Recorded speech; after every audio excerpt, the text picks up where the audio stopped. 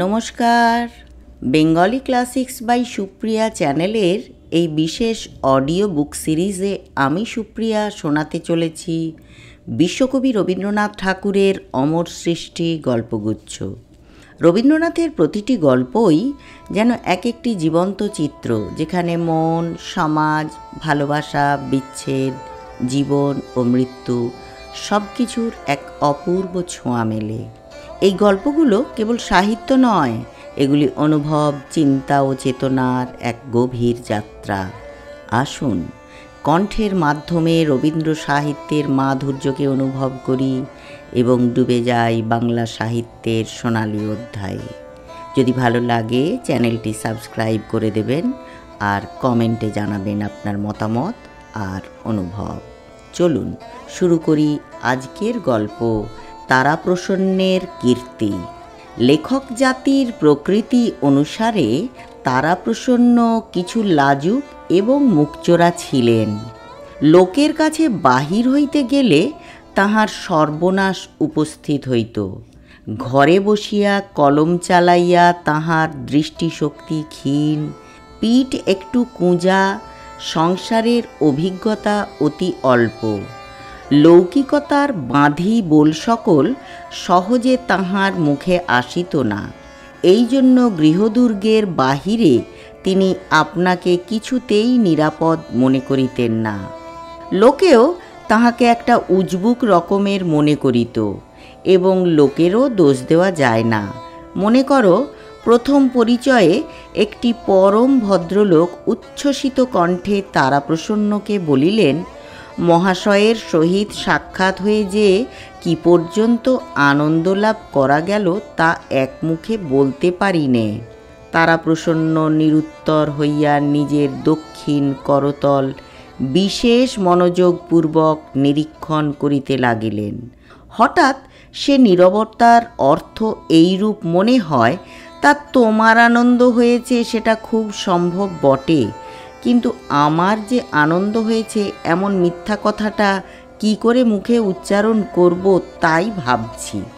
মধ্যাহ্ন ভোজে নিমন্ত্রণ করিয়া লক্ষপতি গৃহস্বামী যখন সায়াহ্নের প্রাক্কালে পরিবেশন করিতে আরম্ভ করেন এবং মধ্যে মধ্যে বিনীত কাকুতি সহকারে ভোজ্য সামগ্রীর অকিঞ্চিত করত্ব সম্বন্ধে তারাপ্রসন্নকে সম্বোধনপূর্বক বলিতে থাকেন, এ কিছুই না, অতি যৎসামান্য, দরিদ্রের খুদকুঁড়া বিদুরের আয়োজন, মহাশয়কে কেবলই কষ্ট দেওয়া। তারাপ্রসন্ন চুপ করিয়া থাকেন, যেন কথাটা এমনই প্রামাণিক যে তাহার আর উত্তর সম্ভবে না। মধ্যে মধ্যে এমনও হয়, কোনো সুশীল ব্যক্তি যখন তারাপ্রসন্নকে সংবাদ দেন যে তাহার মতো অগাধ পাণ্ডিত্য বর্তমানে দুর্লভ এবং সরস্বতী নিজের পদ্মাসন পরিত্যাগপূর্বক তারাপ্রসন্নের কণ্ঠাগ্রে বাসস্থান গ্রহণ করিয়াছেন, তখন তারাপ্রসন্ন তাহার তিলমাত্র প্রতিবাদ করেন না, যেন সত্য সত্যই সরস্বতী তাহার কণ্ঠরোধ করিয়া বসিয়া আছেন। তারাপ্রসন্নের এইটে জানা উচিত যে মুখের সামনে যাহারা প্রশংসা করে এবং পরের কাছে যাহারা আত্মনিন্দায় প্রবৃত্ত হয়, তাহারা অন্যের নিকট হইতে প্রতিবাদ প্রত্যাশা করিয়াই অনেকটা অসংকোচে অত্যুক্তি করিয়া থাকে। অপরপক্ষ আগা গোড়া সমস্ত কথাটা যদি অম্লান বদনে গ্রহণ করে, তবে বক্তা আপনাকে প্রতারিত জ্ঞান করিয়া বিষম ক্ষুব্ধ হয়। এইরূপ স্থলে লোকের নিজের কথা মিথ্যা প্রতিপন্ন হইলে দুঃখিত হয় না। ঘরের লোকের কাছে তারাপ্রসন্নের ভাব অন্যরূপ। এমনকি তাহার নিজের স্ত্রী দাক্ষায়ণীও তাহার সহিত কথায় আঁটিয়া উঠিতে পারেন না। গৃহিণী কথায় কথায় বলেন, নেও নেও, আমি হার মানলুম, আমার এখন অন্য কাজ আছে। বাগযুদ্ধে স্ত্রীকে আত্মমুখে পরাজয় স্বীকার করাইতে পারে এমন ক্ষমতা এবং এমন সৌভাগ্য কয়জন স্বামীর আছে? তারাপ্রসন্নের দিন বেশ কাটিয়া যাইতেছে। দাক্ষায়ণীর দৃঢ় বিশ্বাস, বিদ্যা বুদ্ধি ক্ষমতায় তাহার স্বামীর সমতুল্য কেহ নাই, এবং সে কথা তিনি প্রকাশ করিয়া বলিতেও কুণ্ঠিত হইতেন না। শুনিয়া তারাপ্রসন্ন বলিতেন, তোমার একটি বই স্বামী নাই, তুলনা কাহার সহিত করিবে? শুনিয়া দাক্ষায়ণী ভারী রাগ করিতেন। দাক্ষায়ণীর কেবল একটা এই মনস্তাপ ছিল যে তাহার স্বামীর অসাধারণ ক্ষমতা বাহিরে প্রকাশ হয় না। স্বামীর সে সম্বন্ধে কিছুমাত্র চেষ্টা নাই। তারাপ্রসন্ন যাহা লিখিতেন তাহা ছাপাইতেন না। অনুরোধ করিয়া দাক্ষায়ণী মাঝে মাঝে স্বামীর লেখা শুনিতেন। যতই না বুঝিতেন ততই আশ্চর্য হইয়া যাইতেন। তিনি কৃত্তিবাসের রামায়ণ, কাশিদাসের মহাভারত, কবিকঙ্কন চণ্ডী পড়িয়াছেন এবং কথকতাও শুনিয়াছেন। সে সমস্তই জলের মতো বুঝা যায়, এমনকি নিরক্ষর লোকেও অনায়াসে বুঝিতে পারে। কিন্তু তাহার স্বামীর মতো এমন সম্পূর্ণ দুর্বোধ হইবার আশ্চর্য ক্ষমতা তিনি ইতিপূর্বে কোথাও দেখেন নাই। তিনি মনে মনে কল্পনা করিতেন, এই বই যখন ছাপানো হইবে এবং কেহ এক অক্ষর বুঝিতে পারিবে না, তখন দেশশুদ্ধ লোক বিস্ময়ে কিরূপ অভিভূত হইয়া যাইবে। সহস্রবার করিয়া স্বামীকে বলিতেন, এসব লেখা ছাপাও। স্বামী বলিতেন, বই ছাপানো সম্বন্ধে ভগবান মনু স্বয়ং বলে গেছেন, প্রবৃত্তি রেষা ভূতানাং নিবৃত্তিস্তু মহাফলা। তারাপ্রসন্নের 4টি সন্তান, 4ই কন্যা। দাক্ষায়ণী মনে করিতেন সেটা গর্ভধারিণীরই অক্ষমতা। এই জন্য তিনি আপনাকে প্রতিভাসম্পন্ন স্বামীর অত্যন্ত অযোগ্য স্ত্রী মনে করিতেন। যে স্বামী কথায় কথায় এমন সকল দুরূহ গ্রন্থ রচনা করেন, তাহার স্ত্রীর গর্ভে কন্যা বই আর সন্তান হয় না। স্ত্রীর পক্ষে এমন অপটুতার পরিচয় আর কি দিব? প্রথম কন্যাটি যখন পিতার বক্ষের কাছ পর্যন্ত বাড়িয়া উঠিল, তখন তারাপ্রসন্নের নিশ্চিন্ত ভাব ঘুচিয়া গেল। তখন তাহার স্মরণ হইল, একে একে 4টি কন্যারই বিবাহ দিতে হইবে এবং সেজন্য বিস্তর অর্থের প্রয়োজন। গৃহিণী অত্যন্ত নিশ্চিন্ত মুখে বলিলেন, তুমি যদি একবার একটুখানি মন দাও, তাহা হইলে ভাবনা কিছুই নাই। তারাপ্রসন্ন কিঞ্চিৎ ব্যগ্রভাবে বলিলেন, সত্য নাকি? আচ্ছা বলো দেখি, কি করিতে হইবে? দাক্ষায়ণী সংশয় শূন্য নিরুদ্বিগ্ন ভাবে বলিলেন, কলিকাতায় চলো, তোমার বইগুলো ছাপাও, 5 জন লোকে তোমাকে জানুক, তারপরে দেখো দেখি টাকা আপনি আসে কিনা। স্ত্রীর আশ্বাসে তারাপ্রসন্ন ক্রমে আশ্বাস লাভ করিতে লাগিলেন এবং মনে প্রত্যয় হইল, তিনি স্তক নাগাদ বসিয়া বসিয়া যত লিখিয়াছেন, তাহাতে পাড়াশুদ্ধ লোকের কন্যাদায় মোচন হইয়া যায়। এখন কলিকাতায় যাইবার সময় ভারী গোল পড়িয়া গেল। দাক্ষায়ণী তাহার নিরুপায় নিঃসহায় সযত্ন পালিত স্বামীটিকে কিছুতেই একলা ছাড়িয়া দিতে পারেন না। তাহাকে খাওয়াইয়া পড়াইয়া নিত্য নৈমিত্তিক কর্তব্য স্মরণ করাইয়া সংসারের বিবিধ উপদ্রব হইতে কে রক্ষা করিবে? কিন্তু অনভিজ্ঞ স্বামীও অপরিচিত বিদেশে স্ত্রী কন্যা সঙ্গে করিয়া লইয়া যাইতে অত্যন্ত ভীত ও অসম্মত। অবশেষে দাক্ষায়ণী পাড়ার একটি চতুর লোককে স্বামীর নিত্য অভ্যাস সম্বন্ধে সহস্র উপদেশ দিয়া আপনার পদে নিযুক্ত করিয়া দিলেন এবং স্বামীকে অনেক মাথার দিব্য ও অনেক মাদুলি তাগায় আচ্ছন্ন করিয়া বিদেশে রওনা করিয়া দিলেন এবং ঘরে আছাড় খাইয়া কাঁদিতে লাগিলেন। কলিকাতায় আসিয়া তারাপ্রসন্ন তাহার চতুর সঙ্গীর সাহায্যে বেদান্ত প্রভাকর প্রকাশ করিলেন। দাক্ষায়ণীর গহনা বন্ধক রাখিয়া যে টাকা কটি পাইয়াছিলেন তাহার অধিকাংশই খরচ হইয়া গেল। বিক্রয়ের জন্য বহির দোকানে এবং সমালোচনার জন্য দেশের ছোট বড় সমস্ত সম্পাদকের নিকট বেদান্ত প্রভাকর পাঠাইয়া দিলেন। ডাকযোগে গৃহিণীকেও একখানা বই রেজিস্টারি করিয়া পাঠাইলেন। আশঙ্কা ছিল পাছে ডাকওয়ালারা পথের মধ্য হইতে চুরি করিয়া লয়। গৃহিণী যেদিন ছাপার বইয়ের উপরের পৃষ্ঠায় ছাপার অক্ষরে তাহার স্বামীর নাম দেখিলেন, সেদিন পাড়ার সকল মেয়েকে নিমন্ত্রণ করিয়া খাওয়াইলেন। যেখানে সকলে আসিয়া বসিবার কথা সেইখানে বইটা ফেলিয়া রাখিলেন। সকলে আসিয়া বসিলে উচ্চৈস্বরে বলিলেন, ওমা, বইটা ওখানে কে ফেলে রেখেছে? অন্নদা, বইটা দাও না ভাই, তুলে রাখি। উহাদের মধ্যে অন্নদা পড়িতে জানে, বইটা কুলুঙ্গির উপর তুলিয়া রাখিলেন। মুহূর্ত পরে একটা জিনিস পাড়িতে গিয়া ফেলিয়া দিলেন। তারপরে নিজের বড় মেয়েকে সম্বোধন করিয়া বলিলেন, শশী, বাবার বই পড়তে ইচ্ছে হয়েছে বুঝি? তা নে না মা, পড় না, তাতে লজ্জা কি? বাবার বহির প্রতি শশীর কিছুমাত্র আগ্রহ ছিল না। কিছুক্ষণ পরেই তাহাকে ভর্ৎসনা করিয়া বলিলেন, ছি মা, বাবার বই অমন করে নষ্ট করতে নেই। তোমার কমলা দিদির হাতে দাও, উনি ওই আলমারির মাথায় তুলে রাখবেন।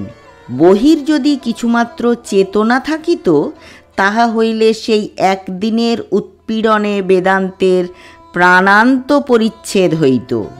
একে একে কাগজে সমালোচনা বাহির হইতে লাগিল। গৃহিণী যাহা ঠাহরাইয়াছিলেন তাহা অনেকটা সত্য হইয়া দাঁড়াইল। গ্রন্থের এক অক্ষর বুঝিতে না পারিয়া দেশশুদ্ধ সমালোচক একেবারে বিহ্বল হইয়া উঠিল।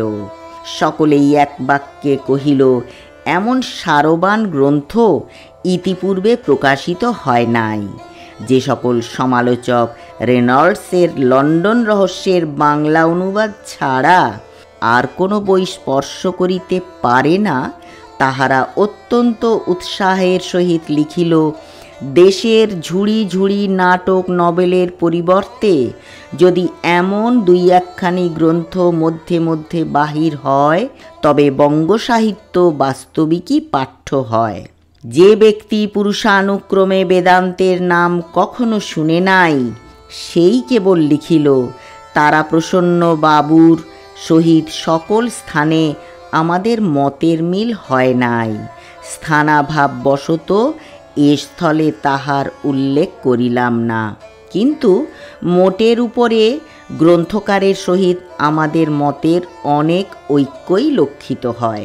কথাটা যদি সত্য হইত, তাহা হইলে মোটের উপর গ্রন্থখানি পুড়াইয়া ফেলা উচিত ছিল। দেশের যেখানে যত লাইব্রেরি ছিল এবং ছিল না, তাহার সম্পাদকগণ মুদ্রার পরিবর্তে মুদ্রাঙ্কিত পত্রে তারাপ্রসন্নের গ্রন্থ ভিক্ষা চাহিয়া পাঠাইলেন। অনেকেই লিখিল, আপনার এই চিন্তাশীল গ্রন্থে দেশের একটি মহৎ অভাব দূর হইয়াছে। চিন্তাশীল গ্রন্থ কাহাকে বলে তারাপ্রসন্ন ঠিক বুঝিতে পারিলেন না, কিন্তু পুলকিত চিত্তে ঘর হইতে মাসুল দিয়া প্রত্যেক লাইব্রেরিতে বেদান্ত প্রভাকর পাঠাইয়া দিলেন। এইরূপে অজস্র স্তুতিবাক্যে তারাপ্রসন্ন যখন অতিমাত্র উৎফুল্ল হইয়া উঠিয়াছেন, এমন সময় পত্র পাইলেন দাক্ষায়ণীর পঞ্চম সন্তান সম্ভাবনা অতি নিকটবর্তী হইয়াছে। তখন রক্ষকটিকে সঙ্গে করিয়া অর্থ সংগ্রহের জন্য দোকানে গিয়া উপস্থিত হইলেন। সকল দোকানদার এক বাক্যে বলিল, একখানি বইও বিক্রয় হয় নাই। কেবল এক জায়গায় শুনিলেন, মফস্বল হইতে কে একজন তাহার এক বই চাহিয়া পাঠাইয়াছিল এবং তাহাকে ভ্যালুপেবেলে পাঠানোও হইয়াছিল, কিন্তু বই ফেরত আসিয়াছে, কেহ গ্রহণ করে নাই। দোকানদারকে তাহার মাসুল দণ্ড দিতে হইয়াছে।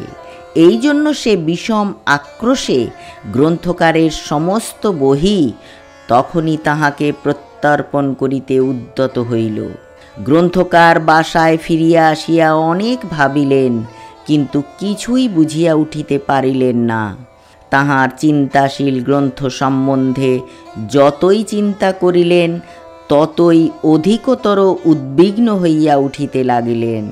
অবশেষে যে কয়েকটি টাকা অবশিষ্ট ছিল, তাহাই অবলম্বন করিয়া অবিলম্বে গৃহাভিমুখে যাত্রা করিলেন। তারাপ্রসন্ন গৃহিণীর নিকট আসিয়া অত্যন্ত আড়ম্বরের সহিত প্রফুল্লতা প্রকাশ করিলেন। দাক্ষায়ণী শুভ সংবাদের জন্য সহাস্য মুখে প্রতীক্ষা করিয়া রহিলেন। তখন তারাপ্রসন্ন একখানি গৌড় বার্তাবহ আনিয়া গৃহিণীর ক্রোড়ে মেলিয়া দিলেন। পাঠ করিয়া তিনি মনে মনে সম্পাদকের অক্ষয় ধনপুত্র কামনা করিলেন এবং তাহার লেখনীর মুখে মানসিক পুষ্পচন্দন অর্ঘ্য উপহার দিলেন। পাঠ সমাপন করিয়া আবার স্বামীর মুখের দিকে চাহিলেন। স্বামী তখন নবপ্রভাত আনিয়া খুলিয়া দিলেন। পাঠ করিয়া আনন্দ বিহ্বলা দাক্ষায়ণী আবার স্বামীর মুখের প্রতি প্রত্যাশাপূর্ণ স্নিগ্ধ নেত্র উত্থাপিত করিলেন। তখন তারাপ্রসন্ন একখণ্ড যুগান্তর বাহির করিলেন। তাহার পর ভারত ভাগ্যচক্র, তাহার পর শুভ জাগরণ, তাহার পর অরুণালোক, তাহার পর সংবাদ তরঙ্গ ভঙ্গ, তাহার পর আশা আগমনী, উচ্ছ্বাস, পুষ্পমঞ্জরি, সহচরী, সীতা গেজেট, অহল্যা লাইব্রেরি প্রকাশিকা, ললিত সমাচার, কোটাল, বিশ্ববিচারক, লাবণ্য লতিকা। হাসিতে হাসিতে গৃহিণীর আনন্দাশ্রু পড়িতে লাগিল।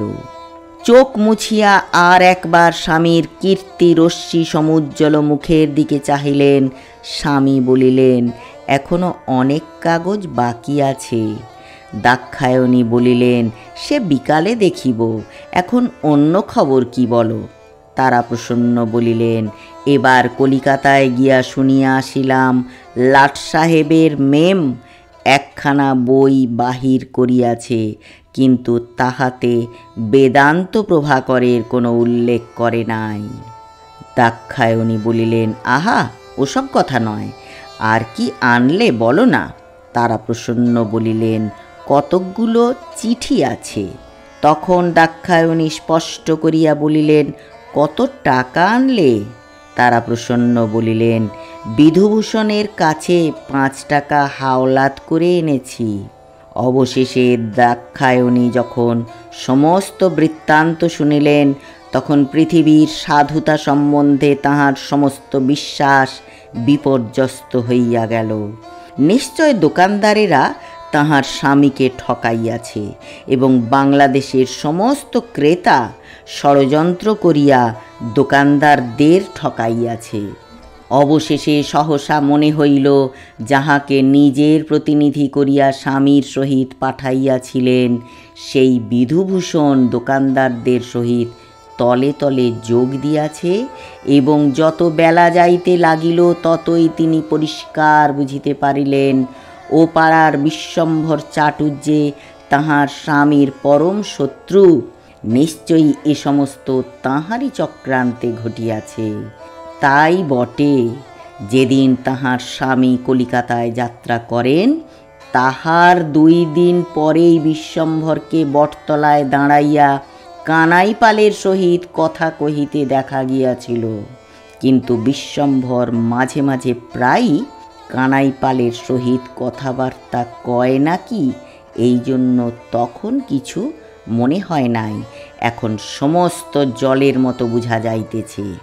এদিকে দাক্ষায়ণীর সাংসারিক দুর্ভাবনা ক্রমেই বাড়িতে লাগিল। যখন অর্থ সংগ্রহের এই একটিমাত্র সহজ উপায় নিষ্ফল হইল, তখন আপনার কন্যা প্রসবের অপরাধ তাহাকে চতুর্গুণ দগ্ধ করিতে লাগিল। বিশ্বম্ভর বিধুভূষণ অথবা বাংলাদেশের অধিবাসীদিগকে এই অপরাধের জন্য দায়ী করিতে পারিলেন না। সমস্তই একলা নিজের স্কন্ধে তুলিয়া লইতে হইল। কেবল যে মেয়েরা জন্মিয়াছে এবং জন্মিবে তাহাদিগকেও কিঞ্চিৎ কিঞ্চিৎ অংশ দিলেন। অহরাত্র মুহূর্তের জন্য তাহার মনে আর শান্তি রহিল না। আসন্ন প্রসবকালে দাক্ষায়ণীর শারীরিক অবস্থা এমন হইল যে সকলের বিশেষ আশঙ্কার কারণ হইয়া দাঁড়াইল। নিরুপায় তারাপ্রসন্ন পাগলের মতো হইয়া বিশ্বম্ভরের কাছে গিয়া বলিল, দাদা, আমার এই খান 50 বই বাঁধা রাখিয়া যদি কিছু টাকা দাও তো আমি শহর হইতে ভালো দাই আনাই। বিশ্বম্ভর বলিল, ভাই, সেজন্য ভাবনা নাই, টাকা যাহা লাগে আমি দিব, তুমি বই লইয়া যাও। এই বলিয়া কানাই পালের সহিত অনেক বলা কহা করিয়া কিঞ্চিৎ টাকা সংগ্রহ করিয়া আনিল এবং বিধুভূষণ স্বয়ং গিয়া নিজে হইতে পাথেয় দিয়া কলিকাতা হইতে ধাত্রী আনিল।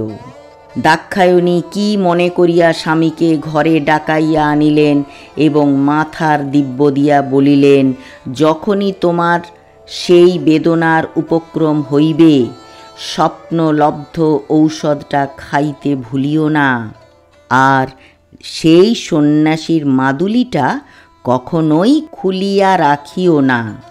আর এমন ছোটোখাটো সহস্র বিষয়ে স্বামীর দুটি হাতে ধরিয়া অঙ্গীকার করাইয়া লইলেন আর বলিলেন, বিধুভূষণের উপর কিছুই বিশ্বাস নাই, সেই তাহার স্বামীর সর্বনাশ করিয়াছে, নতুবা ঔষধ, মাদুলি এবং মাথার দিব্য সমেত তাহার সমস্ত স্বামীটিকে তাহার হস্তে দিয়া যাইতেন।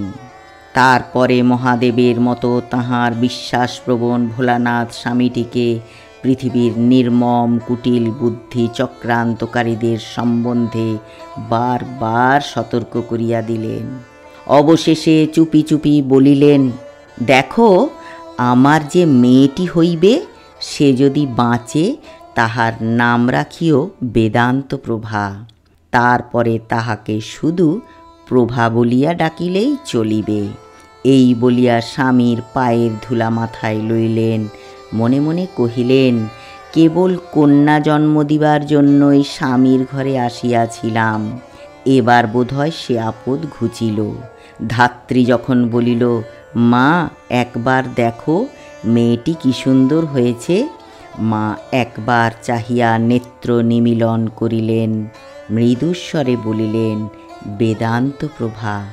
তারপরে ইহ সংসারে আর একটি কথা বলিবারও অবসর পাইলেন না। ধৈর্য ধরে এতক্ষণ শোনার জন্য অশেষ ধন্যবাদ।